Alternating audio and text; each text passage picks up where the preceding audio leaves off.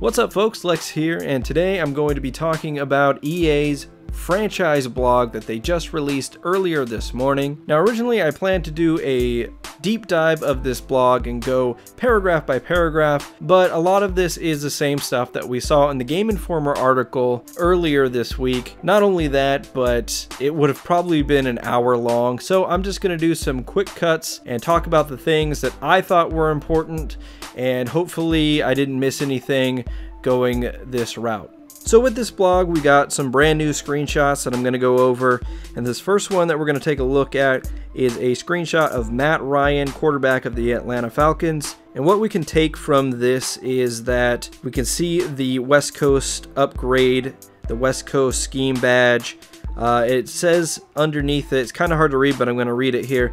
Throws quick underneath throws to keep the chains moving and opens up big plays off of play action. Top skills are play action, short accuracy, and medium accuracy. And then below that, you're going to see a little scheme fit icon that's purple and has a couple of little white puzzle pieces there. And that's going to be important for later on as we discuss what exactly that means. But you can see the little purple icon up in the left by West Coast 88 +1 OVR. That just means that he is a scheme fit, and that's how you're going to be able to tell who's a scheme fit for you. But you also see the other schemes and what his overall would be in those schemes. Field General 86, Strong Arm 82, Scrambler 78. And then one thing I wanted to point out in this screenshot before we move on is the gold captain's patch. We'll talk a little bit more about that later on. The next thing I wanted to talk about is the fact that this blog states that you will essentially be tasked with improving your players after games. So when the game is over and they're done earning their XP for the week, if they've earned enough XP to get a skill point, you'll then have to decide where that skill point is going after the game. I like this because it should be a quick thing where you have, I don't know, 4 or 5 guys that earned a skill point. You go through, you decide who gets what, and then you move on. No more looking through all the different attributes that you can boost up. Now you just pick the scheme that you want to boost up, and you're probably going to always pick the scheme that you're running anyway, unless you've got a project player on your hands. So it's pretty simple, it should be quick, and that's what I love about it. That's what I hate about XP, is that it just takes so much time doing stuff that I don't want to do. So hopefully this will shorten things up and will be a much smoother experience. The next thing I wanted to talk about is actually displayed in our next screenshot here. We see a screenshot of Stefon Diggs in the locker room, and we see that his deep threat scheme has been upgraded to a 93 overall. We see that he got +1 agility, +2 catch in traffic, +2 deep route, +1 jumping, and +1 release.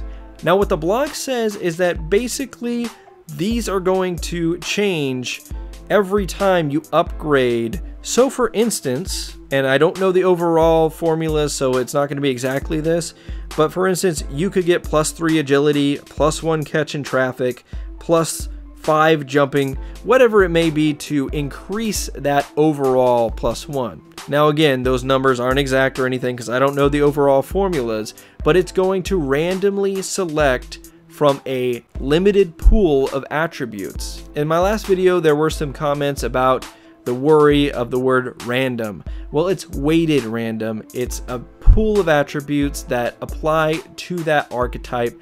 So if you're a deep threat, you're not going to get a kicking accuracy boost from upgrading your deep threat archetype. Hopefully this makes a lot more sense now than it did in the Game Informer article, and some fears can be put to rest. Ultimately, I love this though, because basically you can't hoard your points and put it all into speed or put it all into throwing power.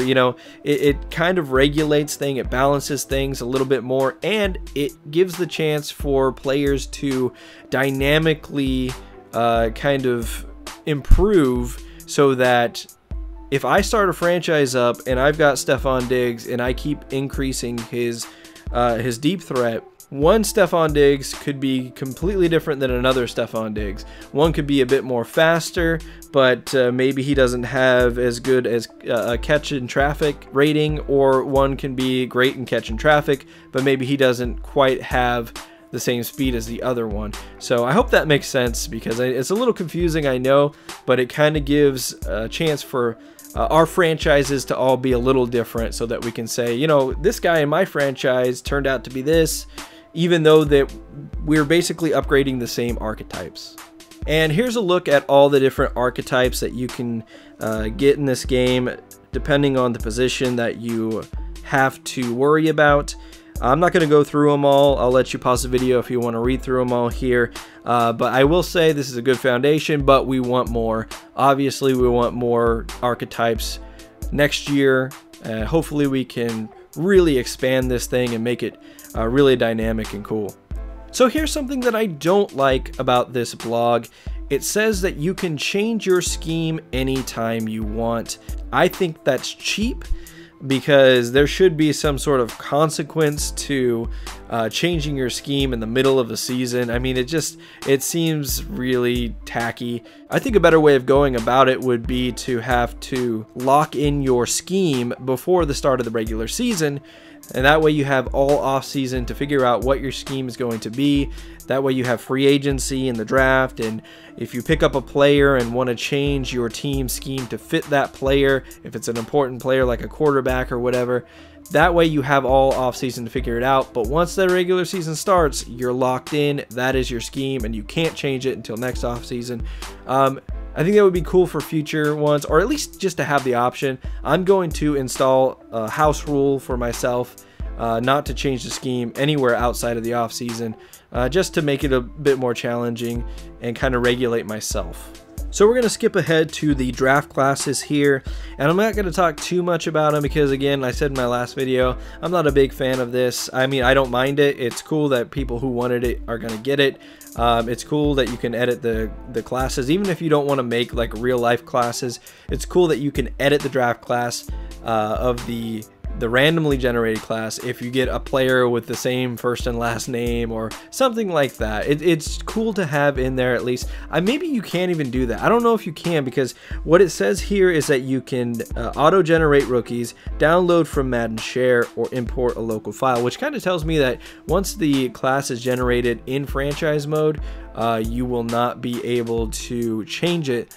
However, if you want to, you can go into the main menu, create your draft class, you know, have it auto-generate a draft class, make the changes you want to, and then you can import it. So, I mean, that's just as good if you want to do it that way. Personally, I don't really want to see the different superstars and busts before I get into there.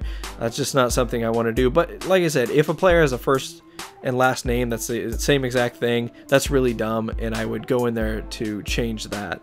Then I want to talk about this next draft class editing screen. We see a draft class here that's a bit alarming. As pointed out in the Operation Sports forums, there's a lot of players that are 24 years old, and that is just weird. There's also very high ratings as well. So hopefully this is just like the top of the class, and this isn't a common occurrence, or maybe they can tune it, or maybe this was from an old build. I don't know. Hopefully this gets worked out before we actually get it, because if we're going to get draft classes with a bunch of high rated guys and they're going to be 24 years old, that's just weird to me.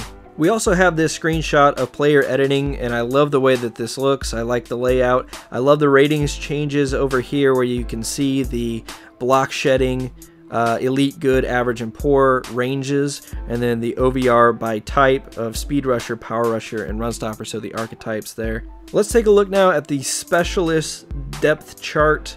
As you can see, you got your slot corner, slot wide receiver, then you have your rush left end, rush defensive tackle, rush right end. Below that, you have your third down back, your power halfback, and to the right, you have your sub linebacker. Now, the cool thing about all these specialists positions is that the system isn't going to put your number one wide receiver in the slot corner spot if your number one wide receiver has the best ratings for that.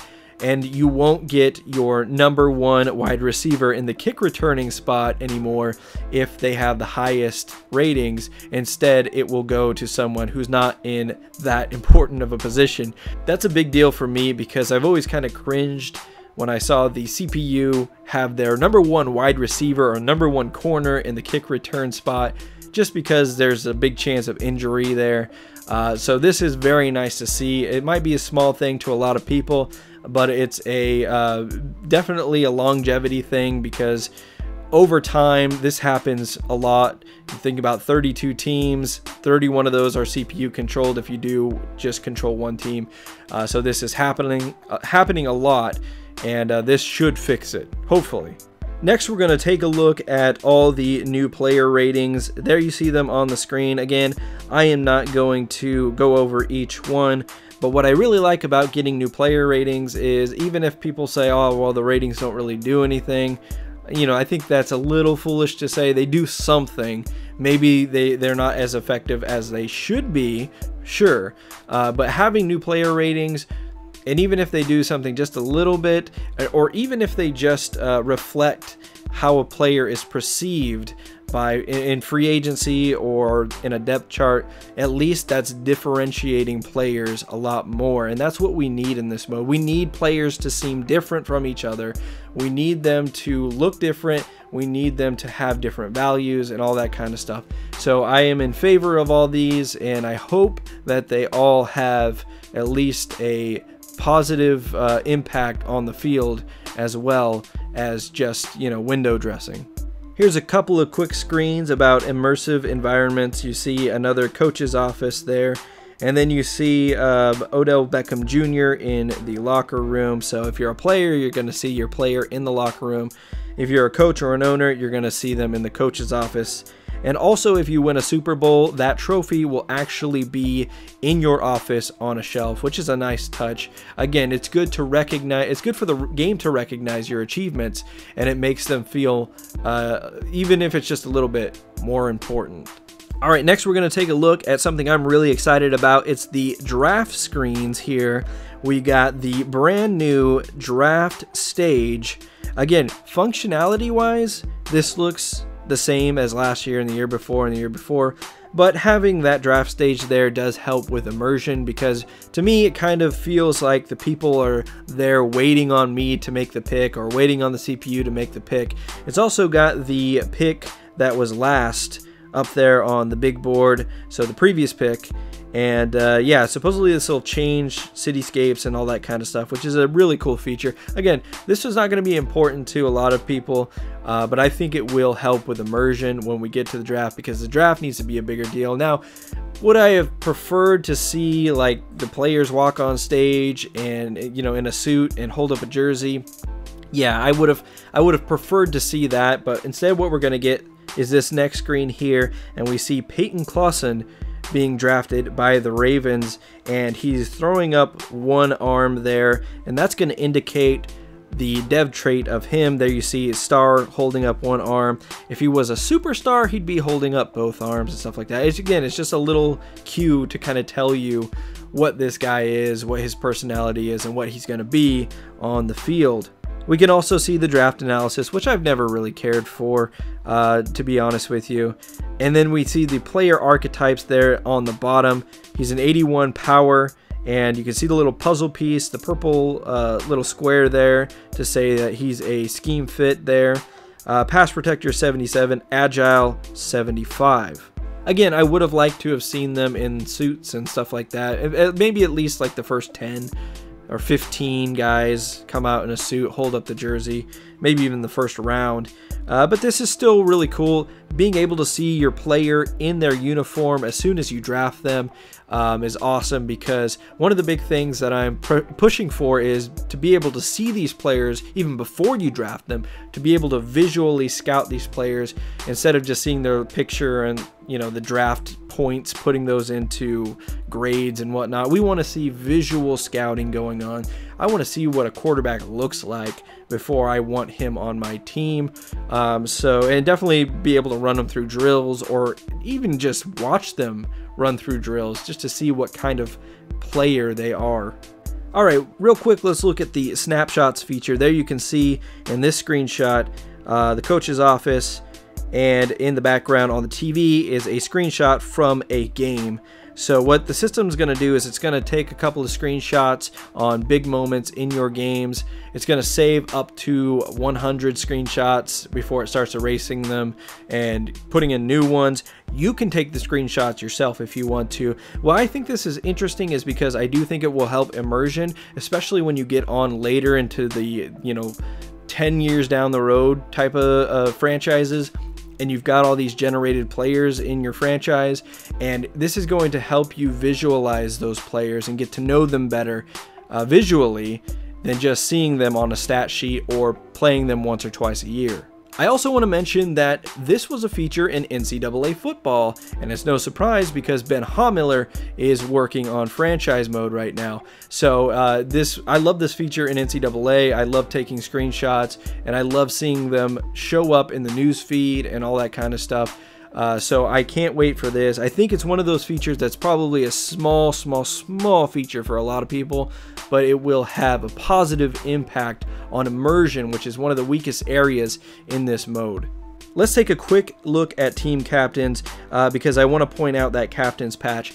Basically what's going to happen is you can select up to 6 captains. Some teams won't have the captain patch on their jersey, but you will see a star underneath them when they're on the field to notify that they are indeed a captain and one of the more important players on that team.